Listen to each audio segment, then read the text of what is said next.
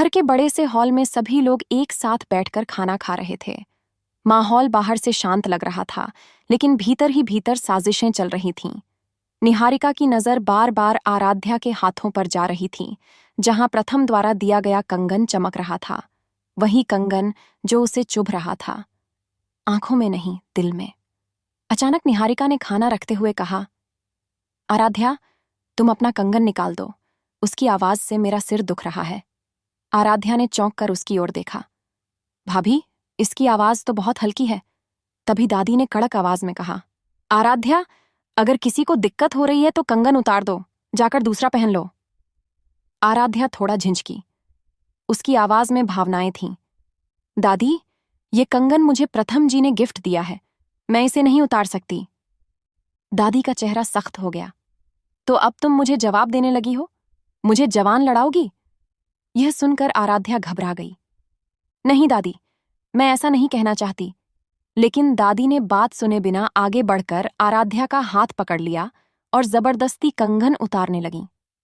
कंगन खींचते ही आराध्या की कलाई पर तेज दर्द हुआ। दादी, दर्द हो रहा है, प्लीज छोड़ दीजिए। उसकी आवाज कांपने लगी। प्रथम की मां तुरंत बोली, अमर जी, रहने दीजिए, बच्ची को चोट लग जाएगी। लेकिन तभी चूड़ी फूटने की आवाज आई। आराध्या की आंखों में आंसू भर आए और उस पल निहारिका के होंठों पर एक हल्की सी मुस्कान आ गई। वो खुश थी। उसी समय दरवाजा खुला। प्रथम अंदर आया। दादी, ये आप क्या कर रही हो? उसकी आवाज पूरे कमरे में गूंज गई। दादी गुस्से में बोली, ये लड़की जुबान लड़ाती है। मैंने कहा कंगन उतार दो तो मना कर रही है। निहारिका ने तुरंत बात बढ़ाई। प्रथम, मैंने बस इतना कहा था कि कंगन उतार दो, मेरा सिर दुख रहा है। पर आराध्या मान ही नहीं रही। आराध्या की आंखें लाल हो चुकी थीं। आंसू रुकने का नाम नहीं ले रहे थे। प्रथम कुछ कह पाता, उससे पहले माहौल भारी हो चुका था। सुबह की नई साजिश अगली सुबह प्रथम और दोनों साथ साथ अभ्यास कर रहे थे। दूर खड़ी निहारिका यह सब छुपकर देख रही थी। उसका चेहरा गुस्से से भर गया। प्रथम मुझे कभी साथ नहीं सिखाता, सब कुछ आराध्या के साथ ही क्यों? जब प्रथम योग के लिए निकलने लगा, निहारिका बोली, प्रथम, मैं भी चलूंगी। प्रथम ने उसे ऊपर से नीचे देखा। इस ड्रेस में? उसी वक्त प्रथम की मां आ गईं। निहारिका, तुम मेरे साथ चलो।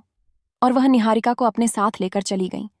निहारिका का गुस्सा अंदर ही अंदर और गहरा हो गया। किचन में गई। वहां भाभी चाय बना रही थीं। भाभी, आपने मुझे बताया नहीं, मैं बना देता। भाभी हल्की मुस्कान के साथ बोली, कोई बात नहीं, ये ट्रे लेकर सबको दे दो। भाभी किसी जरूरी काम से चली गईं। आराध्या ने निहारिका को चाय दी। निहारिका चुपचाप कप उठाकर चली गई। उधर भाभी टैबलेट पर कुछ मैसेज कर रही थीं। प्रथम के भैया आए। तुमने मेरी घड़ी देखी? अभी लाकर देती हूं, भाभी बोली। भैया ने टैबलेट की ओर देखा। क्या देख रही हो? बबूनी के स्कूल का मैसेज है, भाभी ने जल्दी से कहा। भैया जैसे ही टैबलेट उठाने लगे, तभी उनका फोन बज गया।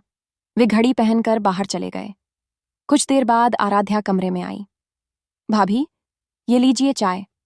भाभी का चेहरा देखकर आराध्या रुक गई। उसके चेहरे पर परेशानी साफ थी। आराध्या मन ही मन सोचने लगी, कुछ तो है जो छुपाया जा रहा है, और कहानी